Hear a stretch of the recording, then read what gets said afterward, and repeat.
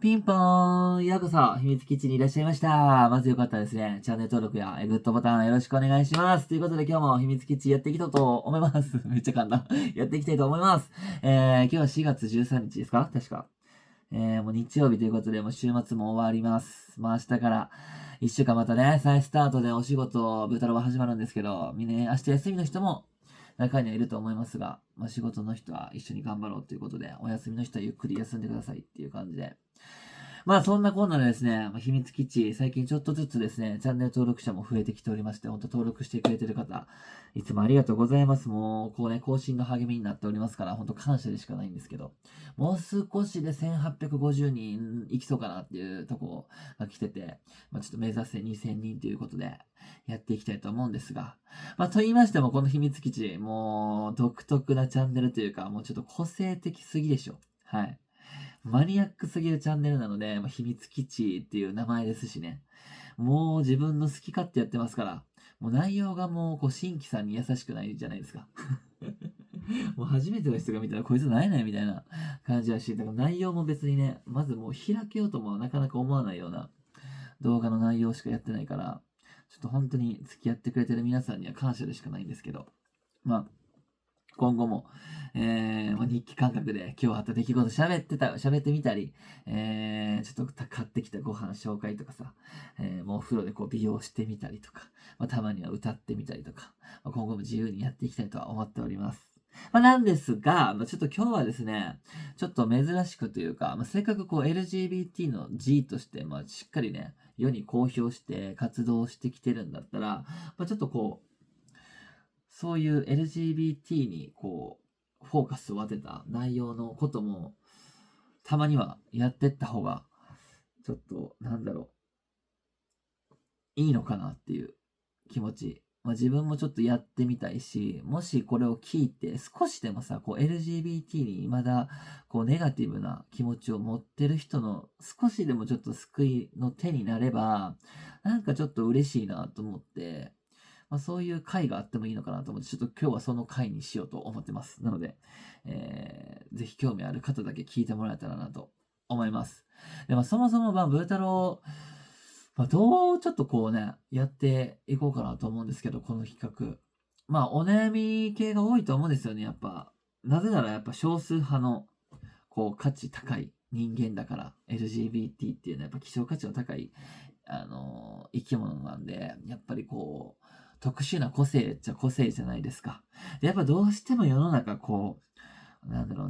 長いものには巻かれろじゃないけど、こう多数派が、民主主義ですし、日本は特に、多数派がこう正義っていうのがどうしても当たり前っちゃ当たり前ですよね。多い意見のあった方がやっぱ安心感あるし、説得力あるしっていうことで、どうしてもそこに正義があるので、ってなってみたときによ、やっぱこう LGBT って少数派だから、どうしてもこう、冷たい目で見られることもしばしば、やっぱり普通の目ではなかなか見てもらえないですよね。ちょっと特殊で、自分もそれは認識してるし。ってなった時に、やっぱ悩みは、よりちょっと根深くなりやすいのかなとは、思ってます。で、ブー太郎も、もちろんたくさんもう悩んできました。この個性を持ったがために。いいこともあったし、でも悪かったことの方が多かった気はします。生きづらかった。悪かったっていうよりかは、生きづらかったです、この個性は。とても、とても、とても。そう。だから、多分そういうので、悩んでる人ってまだまだ多いと思うし、年齢問わずね、若い子に多いと思うけど、年いってもずっと悩む人は悩むだろうし、豚まんも未だに悩む内容とかはいっぱいあるからさ、ちょっとでもそういうのを共有して、一緒にね、こうちょっと傷を舐め合ってじゃないけど、ポジティブに変換して、こう生きていけたらいいかなと思って、ちょっと今日はやっていこうと思うんですが、テーマはちょっと今日絞ろうと思うんですけど、タイトルにもなってるかなと思うんですが、自分のセクシャルを自分で受け入れなかった時期、これについてちょっと今日はテーマ絞って話していけたらなと思うんですけど、ちょっと今回の回だけはどうしてもこれは喋りきれないので、もういろんなことがあったから、この今の自分をこう肯定して、ポジティブに生きるまでに、やっぱだいぶ時間はかかったし、未だにやっぱネガティブに戻る時もあるしね。もうなるべくポジティブに変換して生きていこうっていうマインドにはなれたけど、やっぱ未だにやっぱりさ、この、ネガティブな部分は消えないから、どう話していこうかなっていうのはすごいちょっと悩んでるんですけど、LGBT で生まれてくると、やっぱ悩む大まかな5大要素的なやつの一つにやっぱ含まれるんですよ。やっぱこの自分のセクシャルを自分でまず認めれない。なんで自分はこんなゲイとして生まれてきたんやろ。なんでこんな人と違うんやろって。でもブレードラもめっちゃこれ辛かったんですよね。で自分って、今、一応ゲイとして認識してるけど、それもなんか定かじゃないんですが、それは一旦置いといてですね、自分の性別とこの体にもなんかもうずっと違和感を持って生きてきてはいるんですよ。でも性別って何なんやろっていうとこにまでも至ってて、なんかなんなんやろ男女って。でももう簡単に言えば男は、そう、物がついてる。物は誰でもついてるけど、やっぱ体の作りはもうどうしてももう違うから、もうそこでやっぱ男女ってもうどうしてもやっぱ分かれると思うし、やっぱもうこう、臓器とかもそうだし、こう体力的な部分もやっぱどうしても違うわけですよ。と言ってもよ、いくら男でも、もう豚もいっぱい経験あるけど、すっごいこう、やっぱ女子より男の方が強いみたいな。こう、やっぱ教育を受けるじゃん。体力も女性よりは男の人があるし、みたいな。って言うけどって。で、ブータローはどっちかというと心が女の子っぽく、本当に、体とこの心がなんかあんまり追いつかなかったんですね。で、そうなった時になんかスポーツするに至っても、なんか何するに至っても、女の子に負けることってめちゃくちゃいろんな場面で出くわしたんですね。で、そうなった時に、みたいな。なんかどうしようもない感情になるわけじゃないですか。自分は男やのに、え、女の子に負けてる。で、しかもなんかこう、動作とかもなよなよしてるし、もうなんかそういった面です。なんかいろんなプライドが、もうずったぼろにされてきた人生だったんですよ。そう、本当に辛かったです。で、かといって、じゃあ今ね、こう、ブタラは男ですけど、女の子になりたいのかって言われたら、それまたちょっと違うんですよね。そこがややこしいとこで、そこで女の子になりたい人は性転換したりする人もいるでしょう。ブタラさん本当そこに興味がなくって、なんか言い方悪く言えばその体のパーツを変えたところでブータロはブータロだし、それのリスクを背負ってまでその体が女の子になるメリットを自分は感じないっていうのが大きいんですね。で、そこに感じる人はもちろん全然、やった方がいいと思うし、そこを否定してるとかではないんですけど、ブー太郎はそこになんかあんまり魅力を感じないんですよ。だから自分でやりたいとも思わない。だけど、なんか、ずっと性格とか、女の子が好きになること、好きになるような内容を好きになることが多かったんですよ。例えば、お人形遊び、リカちゃん人形とかジェニーちゃん遊びとか好きやったし、おままごととかなんか女優さんごっことかもそう。で、友達を作るのも、なんか女の子と一緒にいる方が気を使わなくてなんか居心地がいい。で、なんかこう話の内容とかも、なんか芸能の話とかこうファッションの話とかもなんかどっちかというと女の子の方が多いじゃないですか。で、なんか男の子が好きなこうスポーツ、野球、サッカーとかにはなんかあんまり興味が持てない。で、車とかバイクとかもなんか全然、っていう。でもこれは別に、これも結局は、あれですよ、多数派の意見だから別に女の子だから、女の子でも車好きな子はいるし、バイクが好きな子いるし、スポーツ好きな子もいるわけじゃないですか。結局これってもうただの個性の一つでしかないから、よくわかんないんですけど、でも、どうしても多いものに巻かれろじゃないけど、そっちの方にいない自分は、なんか、のけものじゃないけど、なんかすっごい疎外感があったんですよ。もうそれが、もう自分のずっとトラウマだし、コンプレックスだしであって、で、実際にそれは周りもそういう目で見てきましたからね。そう。だからブートロはまずぶち当たったのは、もう動作で性格、なんか遊んでる周りの友達も女の子が多いっていう、もう特殊中の特殊だったんですよね。だから今でこそ、もう理解も深まってきてさ、LGBT の人はこういるし、受け入れてくれる体制もちょっとずつちょっとずつ、まあそれでもまだまだね、遅れてるとは日本は特に言われてますけど、まあでも、まだこう、知る情報は増えたというか、まあ、それこそお姉タレントの人とかもだいぶさ、もういろんな有名な人増えてきた増えたじゃないですか、実際に。まあ、カバちゃんとかもしっかり、一 k さんとかさ、まあ、リューチェルとかもそうやったし、ね、なんかもう本当にいろいろ増えてきて、自分だけじゃないんだっていう、この安心感って多分、なんかすごいあったのを覚えてるんですよ。でもまあそこに実はプラスの要素だけじゃなくて、同族嫌悪っていうのもなんか自分の中であって、みたいな。自分みたいな人が世の中にいるんや。で、自分を客観視してしまえたんですよね。そう、それが良くも悪くも。なんかやっぱり、まあ面白いって言って注目を受けてるけど、そういうお姉タレントの人って。でもそれってやっぱりなんかちょっと、なんやろな、悪い悪魔的要素、なんかそう、ネガティブ要素な目で見たときに、やっぱり、なんやろ、人と違うから目立ってるからの面白さじゃない、それって。で、それは自分と似てる人なんだと思ったときに、なんかちょっと嫌だった時期もあったんですよ、それが。って。うん。どっかで、なんか特殊すぎて、まあ、それがちょっと言葉悪く言うと気持ち悪いじゃないけど。で、その違和感の気持ち悪いって自分が思ってしまった、あれに近いのが自分なんだって思った時に、嫌だってなったけど、でもそれはもうずっとちっちゃい時から自分で分かってたことなんですよ。でもそれを受け入れられなかったっていう部分につながる。だから、すっごいなりきれてなかったと思うけど、なるべく男の子っぽくいたいなって思ってた時期もやっぱりあったんですね。そう。だから、友達付き合いとかも悩んだことがあって、もう特殊な目で見られたくないんですよ。もう初対面で会うと、もう必ずと言っていいほど変な子がいるなんですよ、絶対。もう男の子は男の子といるのが当然でしょうってなった時に、じゃあ女の子の輪の中に一人だけ男の子がいたら、やっぱりもうどうしても良くも悪くも目立っちゃうんですね。で、その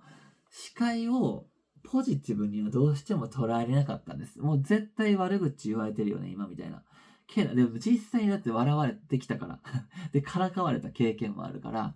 もうそういったこの、なんやろ、もう周りから自分を見られる目っていうのはもう負でしかない。なんかプラスで捉えられてるわけがないっていう。だからそこの傷っていうのはもう未だに言えなくてですね。だから自己肯定感が未だに低いのって、その幼少期のトラウマ兼コンプレックスからもう来てるんだろうなっていうのはもう自分で思ってるんですけど、もうお前なんて気持ち悪いおかまやんみたいな。で、まあ、修学旅行とかも旅行とか、もうトイレ行くのもなんかちょっと嫌やった時期とかもあって、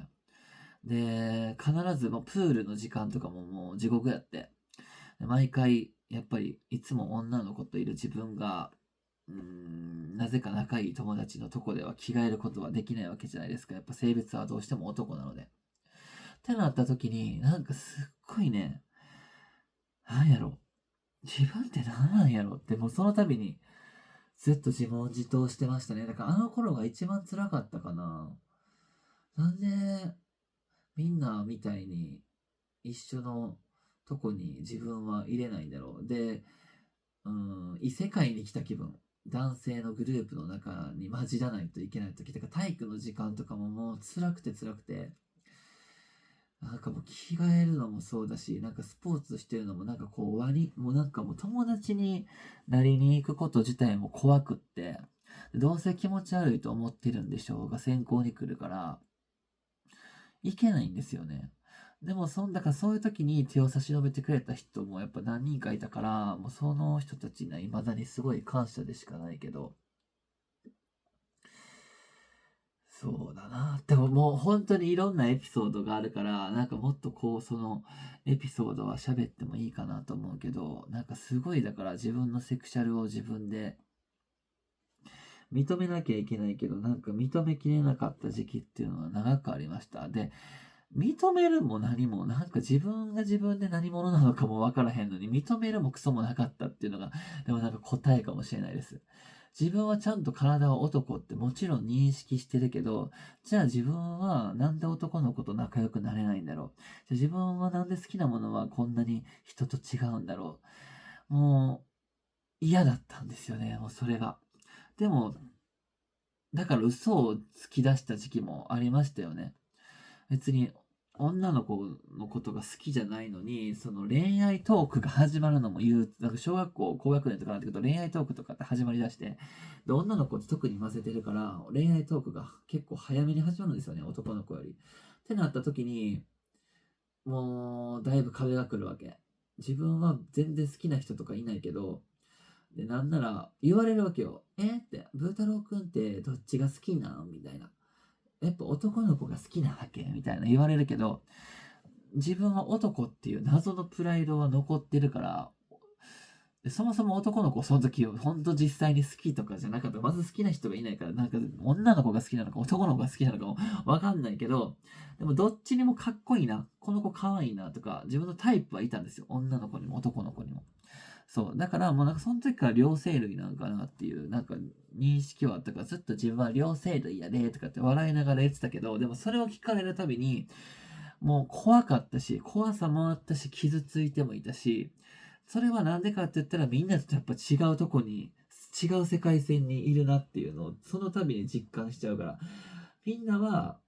もう女の子の友達がいたらね、もう男の子が好き。で、しかもそれをもし告白するってなってもそれに違和感はないじゃないですか。で、自分はやっぱ偽るんですよね。どっちかって男の子好きっていうと気持ち悪がられるなっていうのはもうなんとなく薄々やっぱからかわれた経験から来てるから、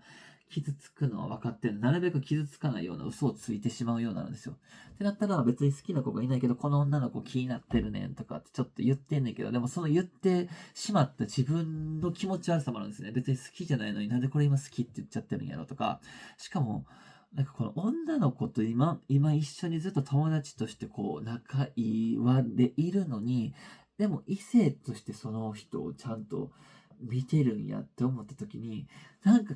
違和感と気持ち悪さを感じて、なんかもう、あーってなってたんですよ、ずっと。だからもう恋愛トークとかしたくなかったし、正直。っていう時期もあったりとか。あったね。なんかもう恋愛トークも地獄やったし、とか。もういろいろな、あれがあって。で、なるべくそのさ、まっとうな人生を送るには、やっぱり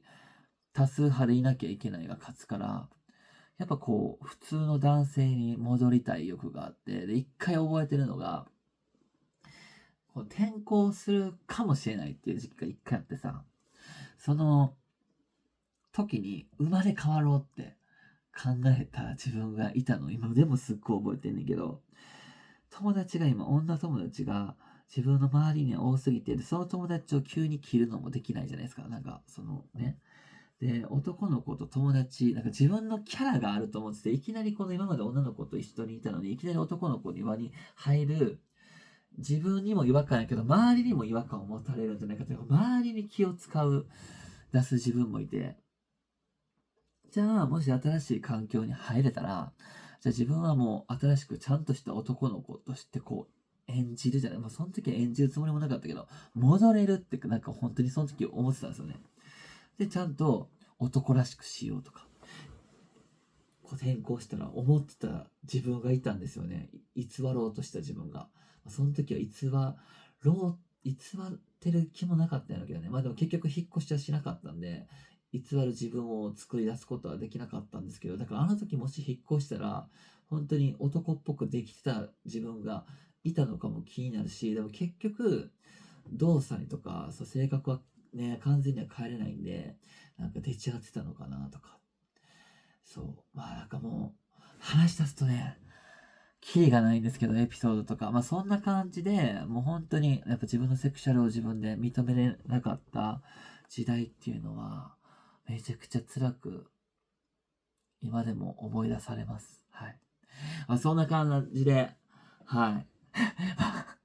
経験談を喋っただけなんで、何の励みにもならないと思いますが、まあ、ちょっと過去の、なんか自分のセクシャルをなんか自分で、こう認めなかった時期をちょっと大雑把ですが喋っていました。まあ、ここに関してはまたね、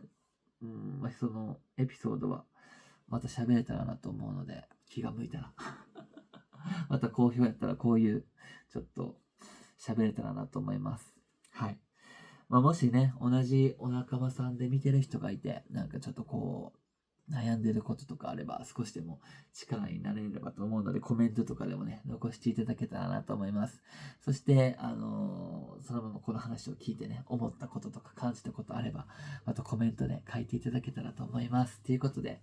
まあなんか謎ですけど、ただちょっとほんと過去を喋っただけなんで、なんか何の動画なのかよくわからない。でも励みにもなってないよね。まあセクシャルを認めなかった時期ってあったよっていう。で、未だによくわかんないよっていう、話でした。はい。では今日は終わります。さよなら。わからん。なんか謎の回、これ、大丈夫この動画。なんかよくわかんないんですけど。聞いてくれた方ありがとうございました。またね。